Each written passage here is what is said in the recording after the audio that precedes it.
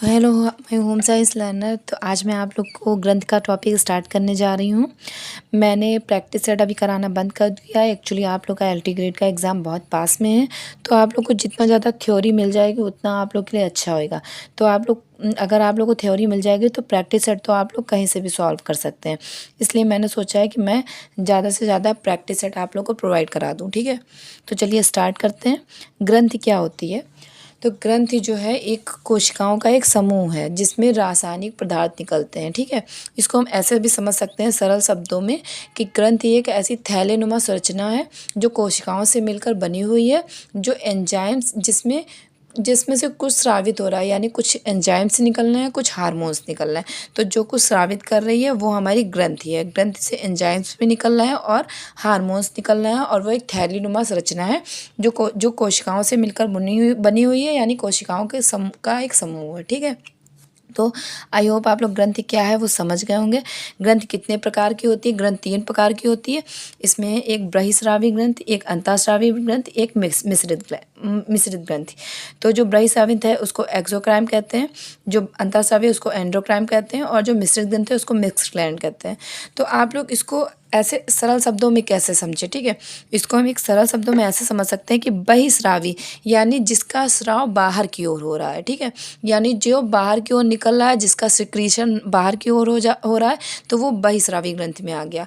और अंतःस्रावी जिसका सिक्रीशन बाहर नहीं हो रहा, अंदर ही हो रहा है। अंतःस्रावी यानी जिसका सिक्रीशन, इसमें से जो कुछ भी निकल रहा है उसका सिक्रीशन अंदर ही हो रहा है, वो बाहर की ओर नहीं आ रहा है। ठीक है, मिश्रित ग्रंथि तो इसमें बाहर भी होएगा और अंदर भी होएगा, क्योंकि ये मिक्स्ड ग्लैंड है। तो इसको हम कैसे समझते हैं? जो बहिःस्रावी ग्रंथि होती है वो आपकी नालिका युक्त होती हैं, यानी इसमें डक्ट होती है। और जो अंतःस्रावी होती हैं इसमें डक्ट नहीं होती है। ठीक है, नलिका विहीन होती हैं। और जो मिश्रित ग्रंथि होती है वो नलिका युक्त भी होती है और नलिका विहीन भी होती है। आप इसको कैसे समझते हैं? तो नलिका युक्त और नलिका विहीन से क्या मतलब? देखिए, मान लीजिए कि जैसे आप बहिःस्रावी में क्या क्या आ रहा है, इसको आप इस तरीके से ऐसे समझ सकते हैं कि आप जो हमारे आँखों से जो भी बाहर की ओर आ रहा है, ठीक है, जैसे हमारे आँखों से आंसू आते हैं। ठीक है, तो वो आंसू हमारे बाहर की ओर आ रहे होते हैं, तो आपने देखा है कि उसमें से आंसुओं से कभी खून नहीं निकल रहा होता है। ठीक है, तो नलिका युक्त यानी इसमें नलिकाएं हैं, ये ब्लड के संपर्क में नहीं आ रही हैं। ब्लड के संपर्क में नहीं आ रही हैं एक नलिका के माध्यम से। रुकिए, इसको ऐसे समझाते हैं, एक सेकेंड। जैसे ये एक नली है, ठीक है, ये आपकी एक नली है। तो जब कोई भी पदार्थ इसके माध्यम से आएगा, इधर और इधर, ये नली आपकी दोनों ओर से है, तो इधर इधर से जो भी रक्त है वो इसे टच नहीं हो पा रहा है। तो जो भी पदार्थ है वो निकल रहा है, वो रक्त के संपर्क में नहीं आ रहा है। तो ये हो गई आपकी बहिःस्रावी ग्रंथि। बहिःस्रावी ग्रंथि होगी क्योंकि ये ना तो ब्लड के संपर्क में आ रही है और इसमें नली की आवश्यकता है। ये नली के माध्यम से बह रही है। इसमें जो भी बहिःस्रावी ग्रंथि से आपके एंजाइम्स निकलते हैं, तो जो भी एंजाइम्स आपके निकल रहे हैं वो बाहर की ओर एक नली के माध्यम से निकल रहे हैं। इसके लिए इस वजह से ये रक्त के संपर्क में नहीं आ रहे हैं। ठीक है, तो आप समझते हैं अंतःस्रावी। अंतःस्रावी अंतःस्रावी कैसे? देखिए, अब इसमें जो भी कुछ भी बह रहा है वो रक्त के संपर्क में आ रहा है। क्या हो रहा है? इसमें जो है आपका ब्लड के संपर्क में सब कुछ आ रहा है, यानी इसके लिए हमको नली की आवश्यकता नहीं है। तो अंतःस्रावी ग्रंथि जो आपकी हुई वो आपकी नलिका विहीन हुई, जो बहिःस्रावी ग्रंथि हुई वो आपके नलिका युक्त हुई। तो नलिका युक्त है, इसमें नली है, तो ये ब्लड से टच नहीं हो रहा है, तो इसमें ब्लड से टच नहीं हो रहा है, इसलिए ये नलिका युक्त है। और अंतःस्रावी ये ब्लड से संपर्क में आ रहा है, अतः इसके लिए नली की आवश्यकता नहीं है। ठीक है, समझ में आया? ये बहिःस्रावी अंतःस्रावी। मिश्रित ग्रंथि में अंतःस्रावी और बहिःस्रावी दोनों ही तरीके की जो नली युक्त भी होती है और नलिका युक्त भी होती है और नलिका विहीन भी होती है। उसको भी हम अभी कायदे से आपको समझाते हैं। ठीक है, तो ये आपका हो गया। तो ये जो बहिःस्रावी ग्रंथि होता है वो आपका एंजाइम्स का सिक्रीशन करता है, यानी ये जो है एंजाइम्स का निष्कासन करता है। अंतःस्रावी होता है जो आपका हार्मोन्स का निष्कासन करता है। वही मिश्रित ग्रंथि जो होती है वो आपका एंजाइम्स और हार्मोन्स दोनों का निष्कासन करती है। और ये नलिका युक्त भी होती है और नलिका विहीन भी होती है। तो आप इसको कैसे समझेंगे कि बहिःस्रावी? देखिए, जब आप रोते हैं तो आपके आंसू निकलते हैं, तो आंसू जब भी निकलते हैं तो उसमें आंसू के साथ में ब्लड कभी नहीं आता। ठीक है, आप बहुत काम कर रहे हैं, आपके शरीर से पसीना निकल रहा है, पसीना निकल रहा है तो आप देख रहे हैं कि आपके पसीने में खून कभी नहीं आ रहा है, ठीक है। इसके साथ साथ में आप देख रहे हैं कि आपका जैसे आपने कुछ भी खाना वाना खाया है तो उसका जब पाचन हो गया, मान लीजिए कभी अच्छे से पाचन नहीं हुआ और आपको वॉमिटिंग हो जाती है, तो उसमें भी आप देख रहे हैं कि उसमें भी ब्लड आपके नहीं आ रहा है, ठीक है। तो जब ऐसे जो अंग हैं जो आपके मतलब जो भी निकल रहा है या जैसे जिसका सिक्रीशन हो रहा है उसमें ब्लड नहीं आ रहा है, तो वो हमारे नलिका युक्त ग्रंथियों से संबंधित होंगे। अब इसको कैसे समझते हैं, एक एक करके हम आपको जो बहिस्रावी ग्रंथियाँ उनके बारे में बताते हैं, उनसे कौन कौन से एंजाइम्स निकलते हैं, उस एंजाइम्स के क्या कार्य होते हैं उसको भी समझाते हैं अच्छे से, ठीक है। तो कायदे से देखिएगा, इसको भी ज़रा सा देख लीजिए। ये मिश्रित ग्रंथि में आपने सुना होगा अग्नाशय के बारे में। तो अग्नाशय जो हमारी होती है, वो अग्नाशय जो होता है ये हमारे बाएँ ओर होता है, ठीक है। तो हमारे बाएँ ओर होता है और वो ये एंजाइम्स और हार्मोन्स दोनों का एक्सक्रीशन करता है, यानी उससे एंजाइम्स भी निकलता है, उससे हार्मोन्स भी निकलता है। आपको जब हम पाचन का पूरा टॉपिक बताएंगे तो पाचन में उसमें बताएंगे कि उसमें से लेट नामक एंजाइम, इसको ऐसे LAT, एल से एक सेकेंड, हाँ, LAT। तो एल से हो गया आपका लाइपेज, ए से हो गया एमाइलेज, टी से हो गया ट्रिप्सिन। तो ये आपके एंजाइम्स निकलते हैं। ये क्या निकलते हैं, ये आपके एंजाइम्स निकलते हैं। वहीं आपका जो इंसुलिन होता है, जो आपके मधुमेह रोग में बहुत आवश्यक होता, जिसकी वजह से अगर इंसुलिन शरीर में नहीं होता है या सही से कार्य नहीं करता है तो आप मधुमेह रोग के शिकार हो जाते हैं। तो उससे इंसुलिन हार्मोन्स निकलता है और लेट नामक एंजाइम निकलता है, ठीक है। किससे निकलता है, ये आपकी मिश्रित ग्लैंड से निकलता है। तो बहिस्रावी ग्रंथि से क्या क्या निकलता है, हम आज उसके बारे में चर्चा करेंगे कि बहिस्रावी ग्रंथियाँ कौन कौन सी होती हैं, उनसे कौन कौन से एंजाइम्स निकलते हैं, और ये नलिका युक्त हैं। इसको कैसे ही आगे आप देखेंगे उसको अच्छे से एक एक करके समझते हैं, ठीक है। आई होप आप लोग को अच्छे से दिखाई दे रहा होगा। तो देखते हैं पहले बहिस्रावी ग्रंथि के बारे में। तो आप एक सीरियल से एक आप क्रम से या चीज़ों को देखेंगे ना तो उसको आप बहुत आसानी से याद कर पाएंगे। इसको कैसे समझेंगे, सबसे पहले आप समझते हैं बहिस्रावी ग्रंथियाँ। ये बात हो रही है सेरोमीन ग्रंथि, किसकी बात हो रही है, सेरोमीन ग्रंथि।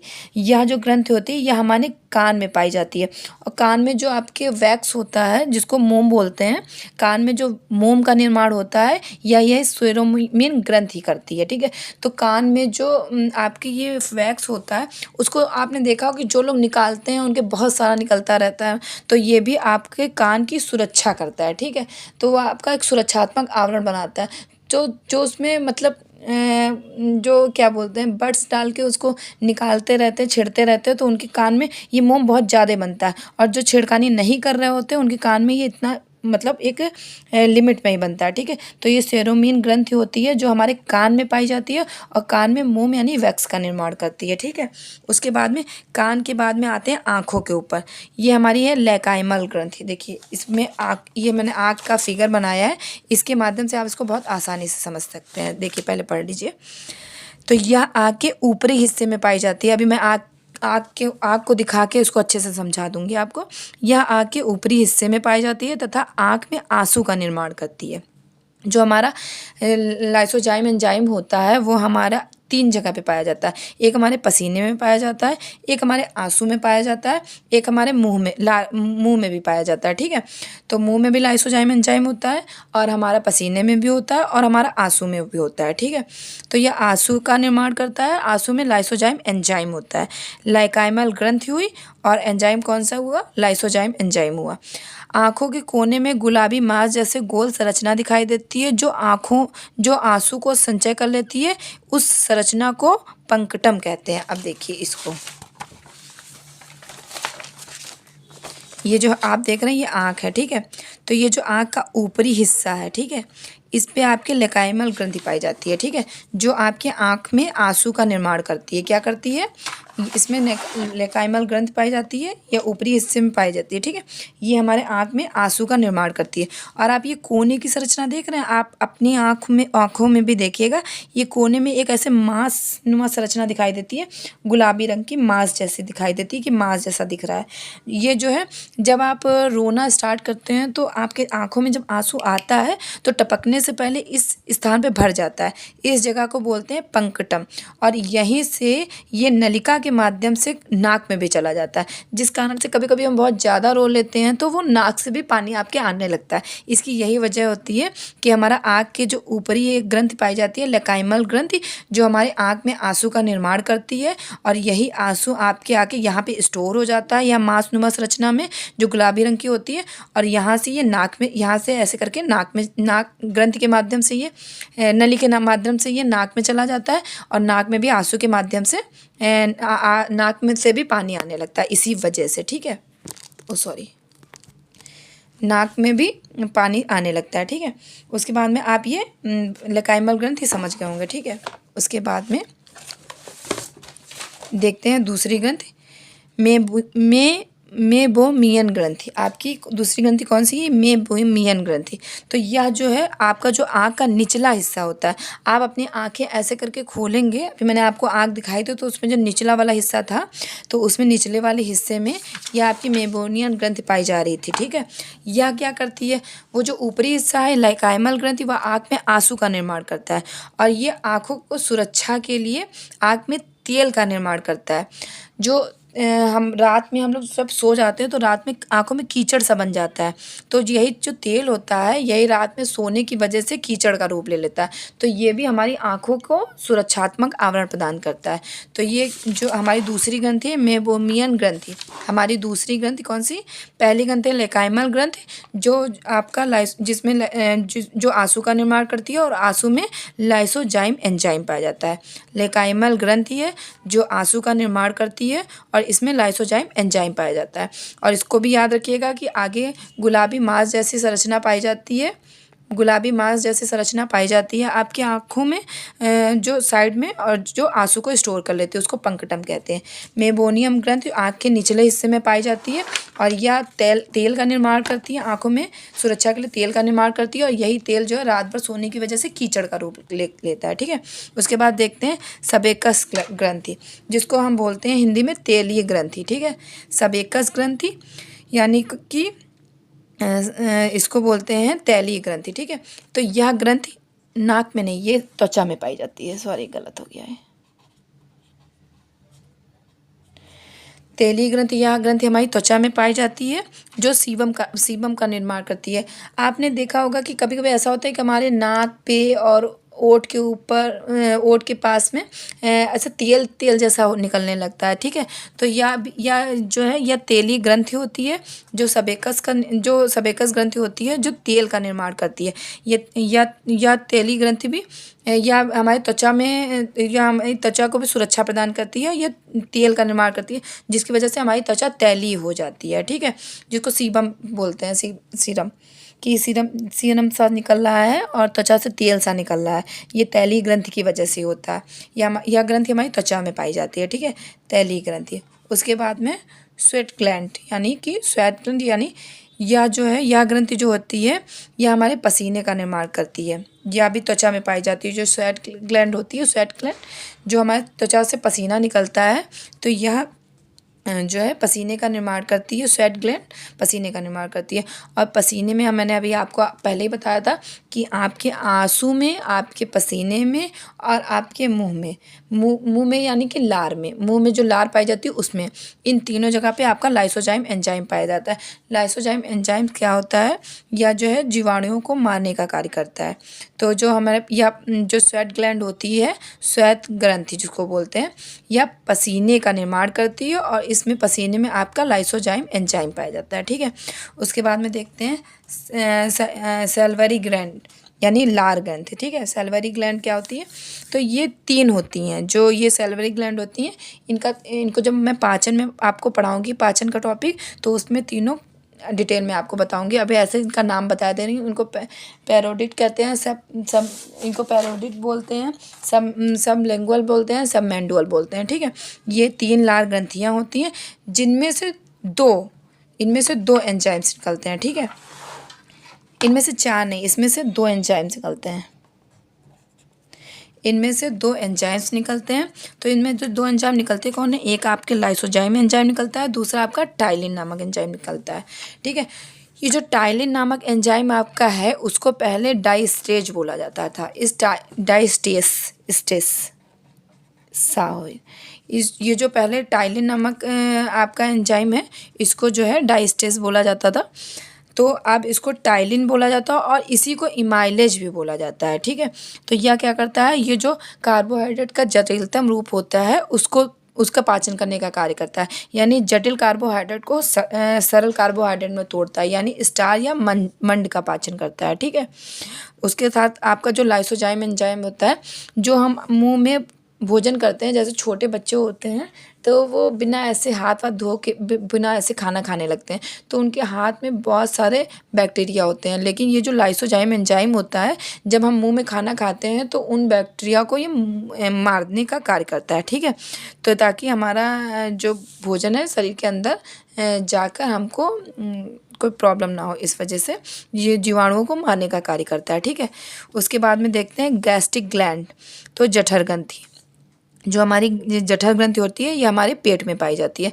तो हमारा पेट जो होता है, हमारे पेट की संरचना, ये मैं आपको पाचन में इसका पूरा इसके बारे में बताऊंगी। अभी यहाँ पे जितना जानना जरूरी है उतना ही समझ लीजिए।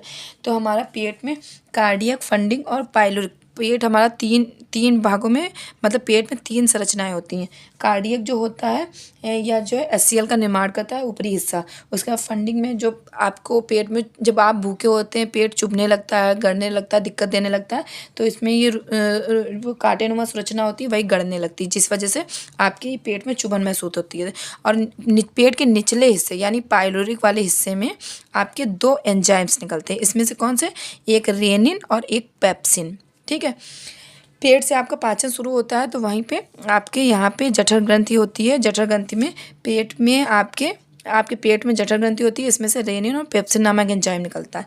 तो रेनिन क्या करता है? रेनिन जो है आपके दूध को दही में बदलता है, और पेप्सिन आपके प्रोटीन को तोड़ने का कार्य करता है। ठीक है, पेप्सिन आपके प्रोटीन को तोड़ता है। पेप्सिन प्रोटीन को किस में तोड़ता है? पेप्सिन प्रोटीन को पेप्टोन में तोड़ता है, और रेनिन दूध को दही में बदल देता है। उसके बाद से आपकी म्यूकस ग्लैंड। हाँ, आपको यहाँ पे मैं बताना भूल गई, डाइस्टेज मैंने बता दिया आपकी जो है टाइलिन को ही पहले डाइस्टेज बोला जाता था, तो यह भी स्टार मंड का पाचन करने का कार्य करता है। इसको डाइस्टेज भी लिख के आ सकता है कभी भी, या टाइलिन भी आ सकता है, या इमाइलेज भी आ सकता है। इसको इन तीनों नामों से जानते हैं।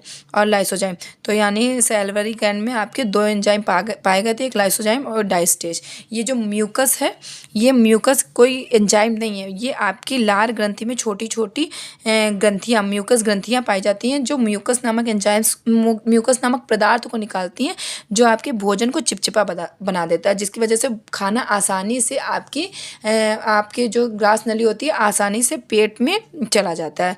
मतलब मतलब वो क्या बोलते हैं मतलब अंदर चला जाता है। ठीक है, ग्रास नली के माध्यम से। ठीक है, म्यूकस के माध्यम से जो लार ग्रंथि होती है, इसमें छोटी छोटी ग्रंथियाँ पाई जाती हैं, म्यूकस ग्रंथियाँ पाई जाती हैं, जो म्यूकस नामक पदार्थ बनाती हैं, जिसकी वजह से आपका भोजन आसानी से चला जाता है। ठीक है, पेट में चला जाता है।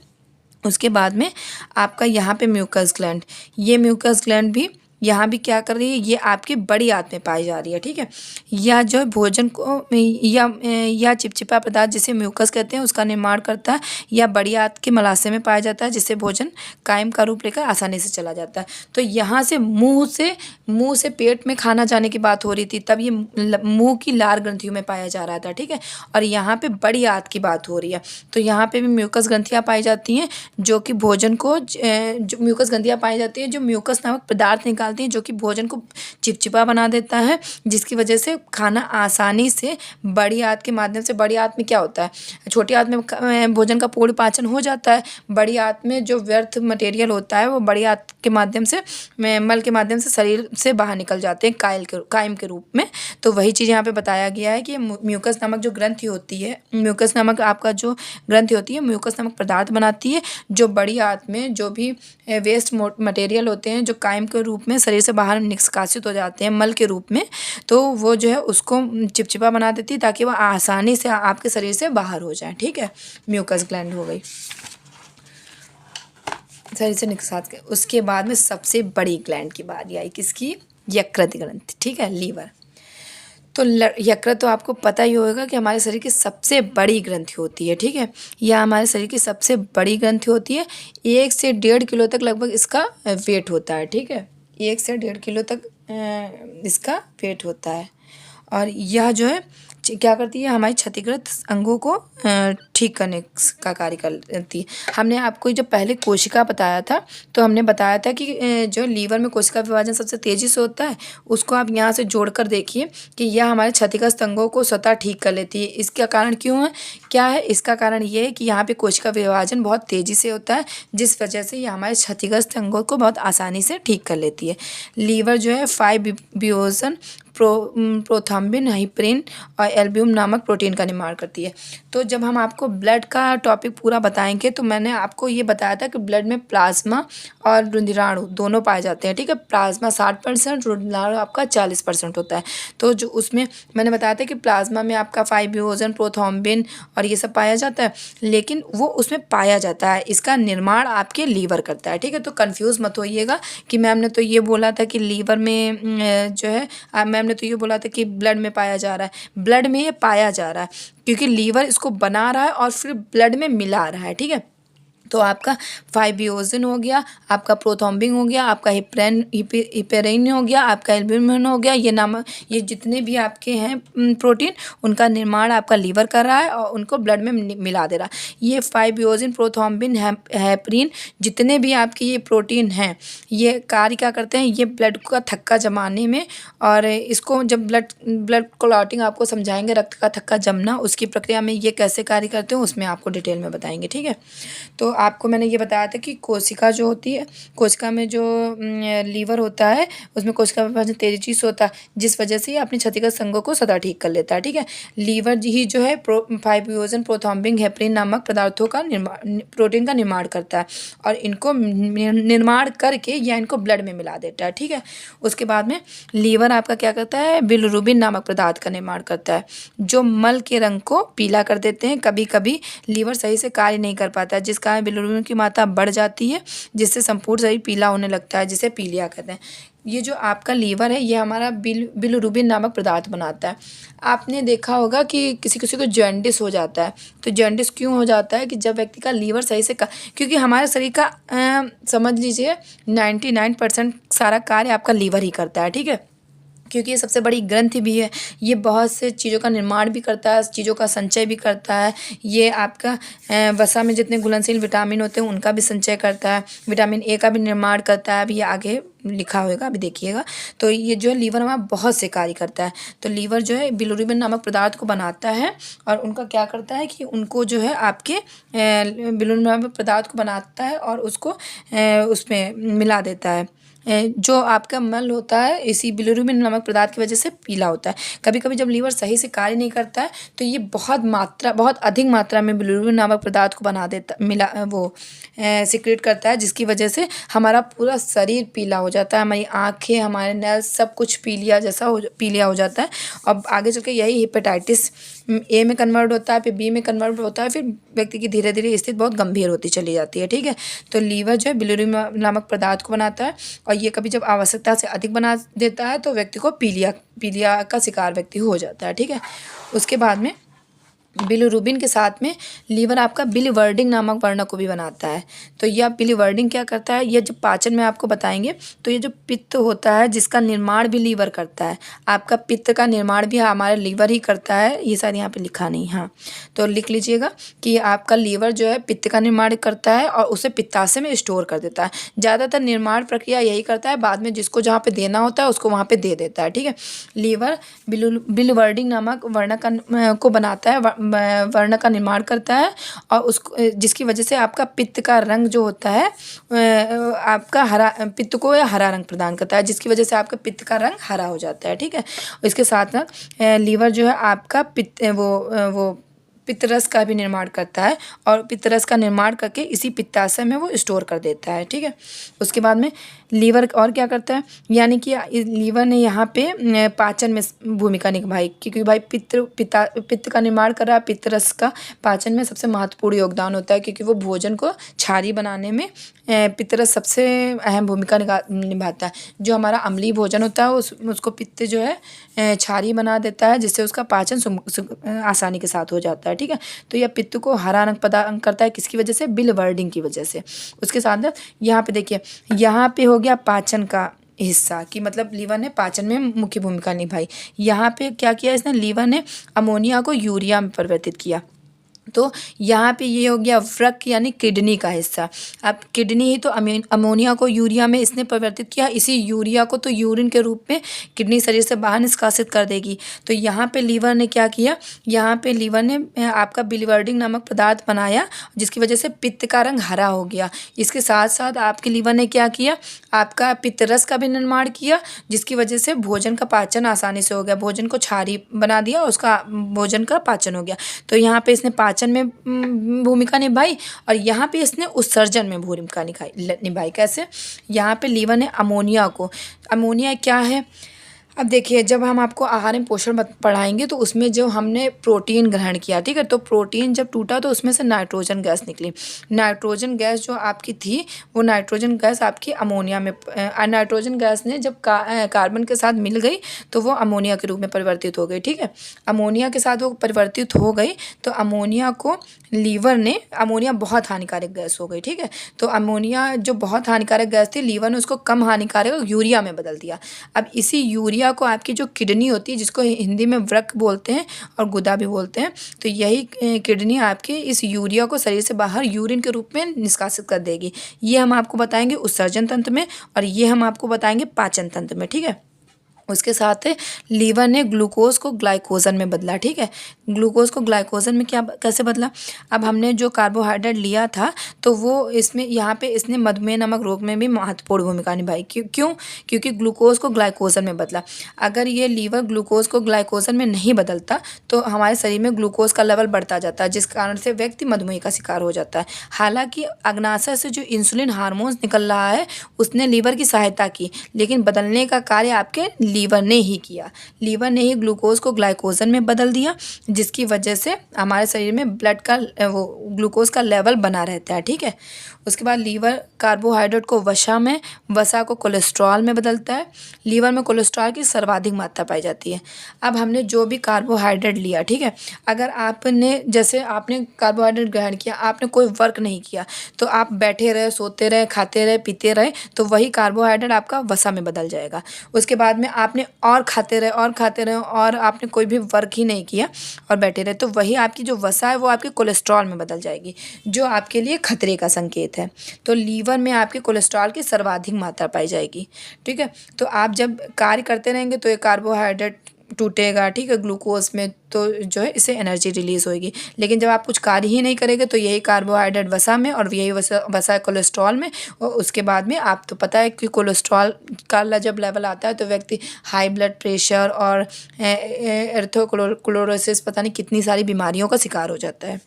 उसके बाद में लीवर जो है हमारा हिपैटिक कोशिका तथा कूफर कोशिका से मिलकर बनता है। जो लीवर का निर्माण होता है वो दो प्रकार की कोशिकाओं से मिलकर बनता है। इसमें एक है हिपैटिक कोशिका, दूसरी है आपकी कूफर कोशिका।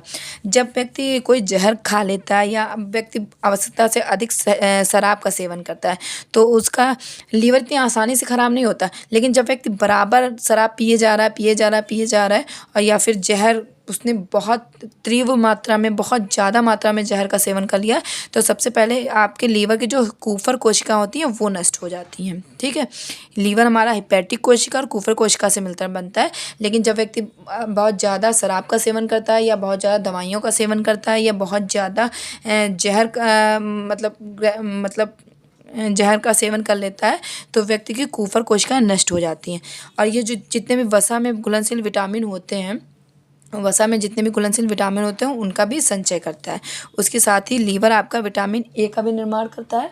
विटामिन ए का निर्माण करता है, उसको कैसे, आप विटामिन ए का कैसे निर्माण करता है उसको ऐसे समझते हैं कि हमें विटामिन ए पौधों से भी और जंतुओं से भी प्राप्त होता है। तो जंतुओं से जो आपको प्राप्त होता है वो बीटा कैरोटीन के फॉर्म में, रेटिनॉल के फॉर्म में प्राप्त होता है। सॉरी, जो आपको जंतुओं से प्राप्त होता है वो आपको रेटिनॉल की फॉर्म में प्राप्त होता है। और जो आपको उसे वनस्पति जगत से प्राप्त होता है, फल सब्जियों से प्राप्त होता है, वो आपको बीटा कैरोटीन के फॉर्म में प्राप्त होता है। तो जो आप फल सब्जियां खाते हैं तो उसमें जो बीटा कैरोटीन होता है वो बीटा कैरोटीन के फॉर्म में आपने खाया, और लीवर ने उस बीटा कैरोटीन को विटामिन ए में बदल दिया। इसी वजह से ये भी कहा जाता है कि लीवर विटामिन ए का निर्माण करता है। ठीक है, तो बीटा कैरोटीन के फॉर्म में विटामिन ए गया और लीवर ने उसको विटामिन ए के रूप में परिवर्तित कर दिया। तो मैंने आपको क्या क्या बताया, मैंने आपको बताया ग्लैंड के बारे में, ग्लैंड क्या होती हैं, ग्लैंड कितने प्रकार की होती हैं। ये जो मिश्रित ग्रंथि है वो इसके बाद मैं आपको अंतःस्रावी ग्रंथि बताऊंगी, फिर मिश्रित ग्रंथि बताऊंगी। इस तरीके से मैं आप लोग को तीनों ग्रंथि बता दूंगी। फिर मैंने आपको बहिस्रावी ग्रंथि बताया, क्या किससे क्या एंजाइम निकलता है, क्या हार्मोन्स निकलता है, क्या क्या निकलता है, ये मैंने बताया। बहिस्रावी ग्रंथियाँ कौन कौन सी हैं ये मैंने बताई। बहिस्रावी ग्रंथियों से कौन से एंजाइम्स निकलते हैं ये बताया। बहिस्रावी ग्रंथियाँ कौन कौन सी हैं ये बताया, और उनके साथ कौन से एंजाइम्स निकलते हैं ये बताया।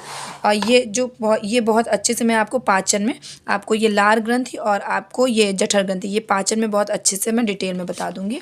यहाँ पे बहुत ज़्यादा डिटेल में समझने की ज़रूरत नहीं है। उसके बाद में लीवर के बारे में अच्छे से बताया। ठीक है, तो आई होप मैंने आप लोग को यहाँ पे आपका जो ये बहिस्रावी ग्रंथि की जितनी भी ग्रंथियाँ थी वो आपकी कंप्लीट हुई। जितने एंजाइम सिक्रेट हो रहे थे ये भी आपके कंप्लीट हुए। लगभग नौ जो है ग्रंथियाँ बहिस्रावी ग्रंथियों में पाई जाती हैं। तो मैंने आप लोग को जो भी डिटेल में पूरा था थ्योरी बताई है। तो आप लोग को मेरा वीडियो कैसा लगा प्लीज़ इसको ज़रूर बताइएगा। ये वीडियो पूरा देखिएगा क्योंकि बहिस्रावी ग्रंथियाँ जब पूरा आप अच्छे से देख लेंगे और एक ऊपर से नीचे के क्रम में समझेंगे तो बहुत आसानी से समझ में आ जाएंगी। आई होप आप लोग को मेरा वीडियो अच्छा लगेगा, और अगर अच्छा लगे तो प्लीज़ लाइक करिएगा, सब्सक्राइब करिएगा, शेयर करिएगा और ज़्यादा से ज़्यादा शेयर करिएगा। Thank you so much.